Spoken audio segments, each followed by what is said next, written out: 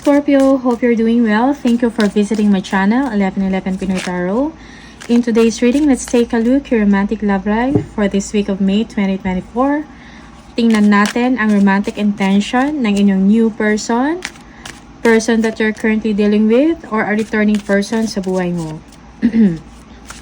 Let's see what's happening or what will happen this week. Pwede nyong panoorin ang inyong moon, rising, and Venus placements. Thank you so much, Scorpio. Please subscribe, comment, share, and tap the bell. Let's see how your love life unfolds and what you can expect this week. Scorpio.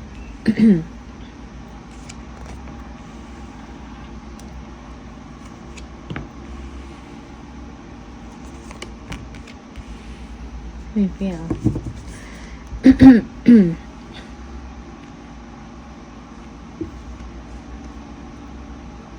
Okay.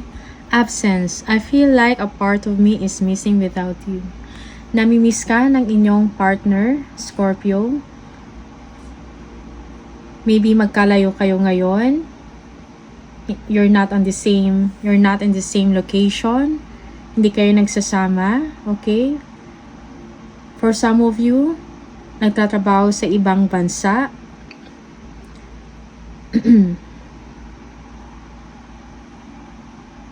Okay. Gusto kanyang makasama, Scorpio. Namimiss niya on how you are to them. Okay. You are very important to this person, Scorpio. Indecisive. I know my inability to make a decision hurts you. Okay. So, alam niya na naging indecisive siya. Okay? Para ang dami niyang gusto mangyari sa buhay niya, or hindi niya alam kung ano yung gusto niya. Okay? He or she cannot make a decision for both of you, and he or she is just relying on you, Scorpio. Okay? This person, parang marami siyang mga issues, okay? Laging nag-iisip. Sometimes sentimental, okay?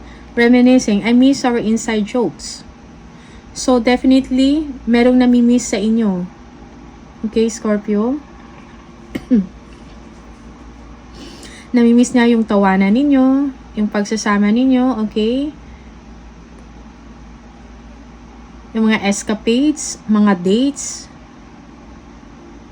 Okay? Yung mga namimiss ng inyong mga travels. Okay? Namimiss niya yung someone na laging umiintindi sa kanya. Reveal. I want to tell you the truth.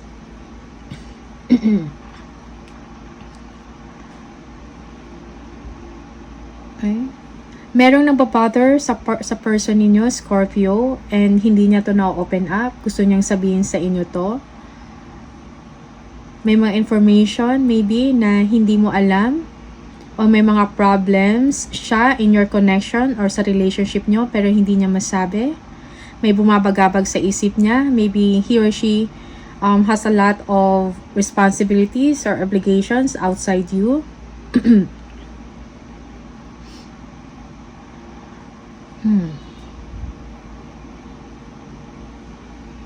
Hindi siya naging honest sa inyo sa nararamdaman niya. Okay? Or sa mga pinagdadaanan niya, Scorpio.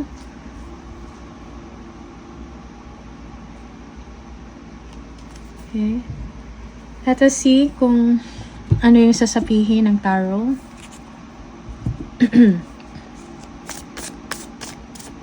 Pero pag magkasama kayong dalawa, masaya kayo, okay? Pero may mga hidden thoughts or information na hindi niya sinasabi sa inyo. Okay, Scorpio?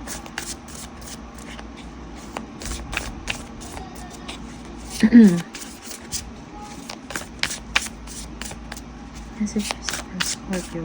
Romantic love situation. Messages for Scorpio.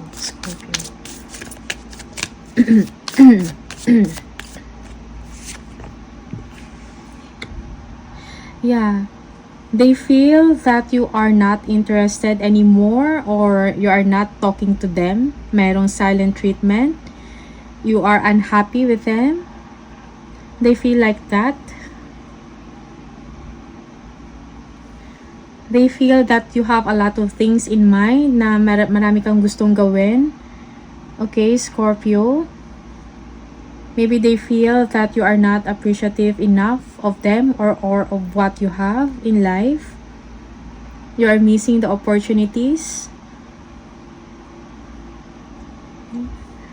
They feel na may iba ka pang gusto o meron ka pang gusto na hindi mo na-express or nasasabi sa kanila.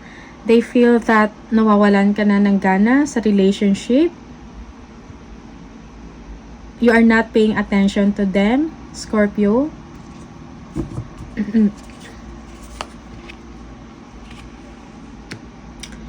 They want to have a long-term relationship with you and something solid, okay? They want to grow. Yung intention niya is to grow the relationship further. Very hopeful siya sa inyong relasyon. He or she wants to get married with you, okay? Marami siya mga iniisip na paraan or nagagawin para sa inyong dalawa. But it needs a lot of planning, okay? And study or alam mo yun, kailangan niya pang mag-focus, okay? Kailangan niyang panindigan. Kailangan niya i-develop yung ability niya para ma-sustain or ma-provide kung anong kailangan ninyong dalawa or ma-provide yung gusto mo, Scorpio.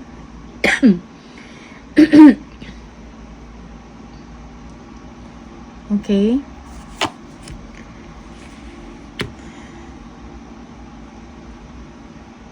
Okay. Very creative siya, Scorpio. Okay. And parang laging excited sa mga gagawin niya.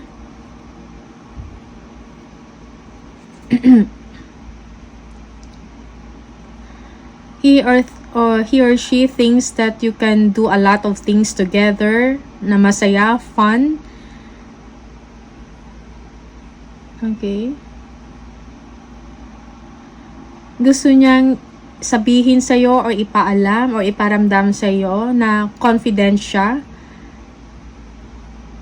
na match or capable siya sa'yo.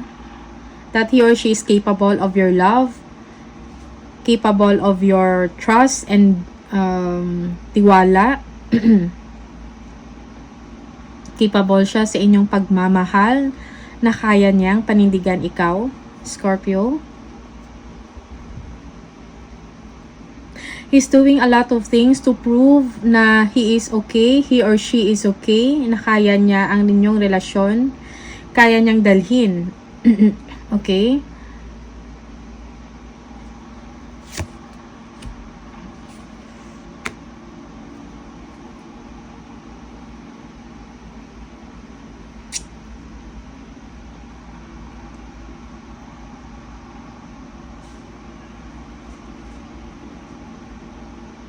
Okay. You feel that this person is nahihirapan na. Parang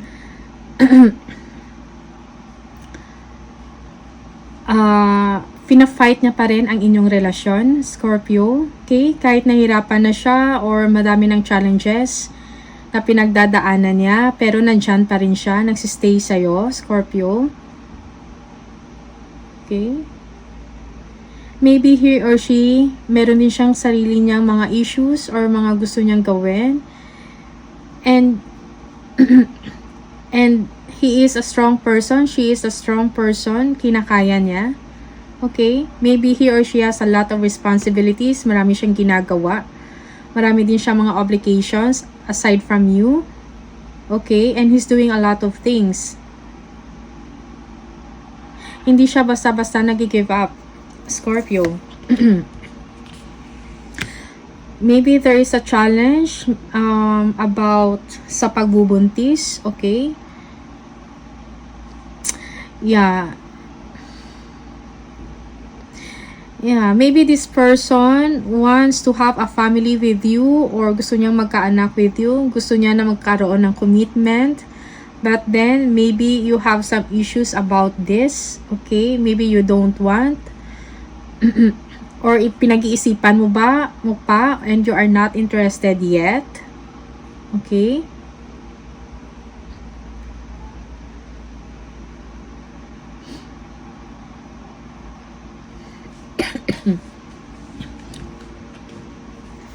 Pero pinaglalaban ka ng inyong person, Scorpio. Okay? Okay, malalim ang inyong pagmamahalan. Okay? Lumalalim. Hindi basta-basta na kumbaga strong ang spiritual connection ninyong dalawa. Strong ang inyong pagmamahalan. Okay?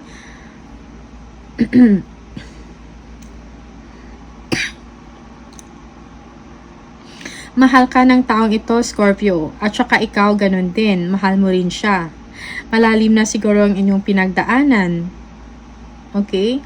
Hindi to yung mga puppy love or mga mababaw na pagmamahal. No. This is something mature already. Okay? Parang nasa situation na parang kailangan nyo na mag-settle, magkaroon ng sarili nyong family.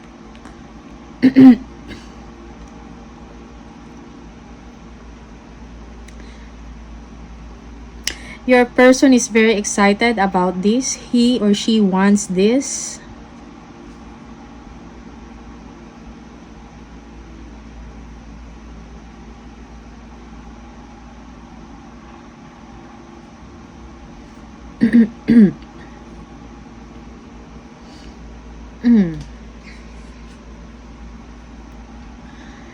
So, kailangan nyo siguro pag-usapan ito, Scorpio. Maintindihan mo rin yung side niya.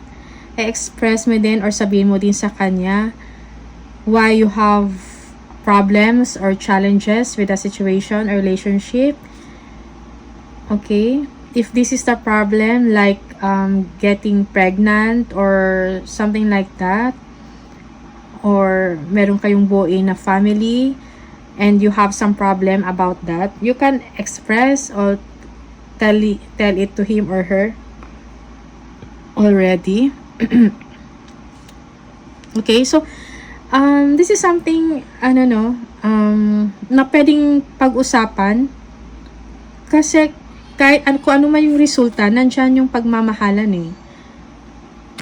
Okay? Mahal ka ng tao, ng person mo, gusto niya ng stability with you, naghahanap siya ng mga ways how to make you happy. Okay? But maybe for you, Scorpio, you have a lot of things also na iniisip, okay? Yung attention mo nasa ibang bagay, yung attention mo is about maybe productivity, okay? About creativity, you have a lot of things going on, may mga projects ka. You have a lot of things or plans about yourself, Scorpio. Okay? So yun yung mensahe sa inyo. Tingnan natin kung, let's see kung ano yung bottom of the deck. Okay? So, parang bottom of the deck is 5 of Swords. Nag-iisip kayo. Parang naguguluhan kayo. Hindi mo maintindihan.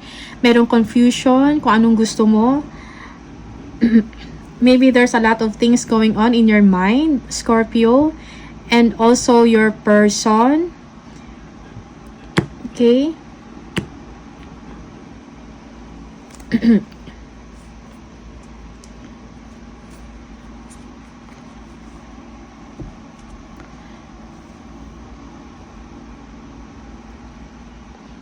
Five of Swords, choose your battle wisely. Okay? Preserve mo yung energy mo. Huwag masyado mag-isip.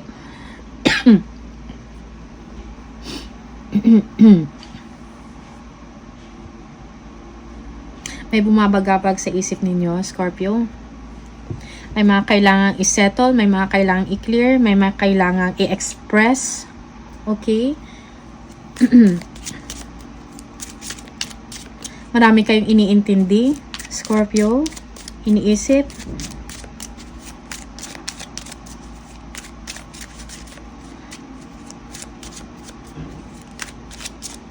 And maybe your person doesn't know about this. Okay. Let's see kung ano yung mga hidden messages. Anong gusto sabihin sa inyo ng person mo, Scorpio.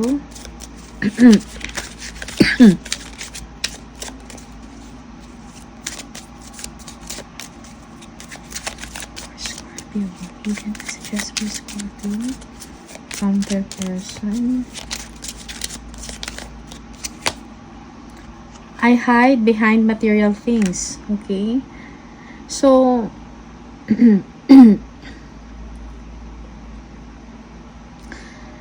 may mga gusto din talaga i-express ang person ninyo sa inyo, Scorpio.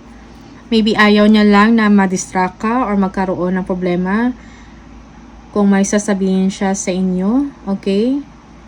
Siguro may mga emotional baggage din siya na hindi niya ma-express. I am afraid to contact you. Ayaw ka na siguro i-bother pa, Scorpio. I am starting to understand our connection. Naintindihan niya na, okay? Kung bakit pinagtagpo kayo or bakit naging kayo or merong connection sa inyo. Maybe alam niya yung purpose. I left when I saw you with someone. For some of you, this is a different message. Okay. Siguro masaya, nakita niya na masaya ka sa ibang bagay and hinayaan ka na lang niya. Okay? Maybe he or she feels that you're no longer happy with them. I know that I crossed the line with you.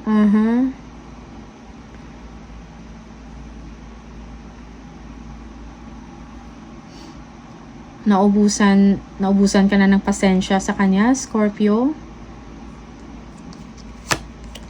So many things remind me of you. Okay? Marami siyang alaala with you, Scorpio. Kahit saan siya magpunta, may mga nakikita siya na naalala ka niya. Okay? Na lagi kang nasa isip niya, Scorpio. Okay? Yung mga memories and all that, bumabalik sa kanya, naaalala niya. So, ito lang yung mga mensahe para sa inyo, Scorpio. Thank you so much. See you on the next video. Bye!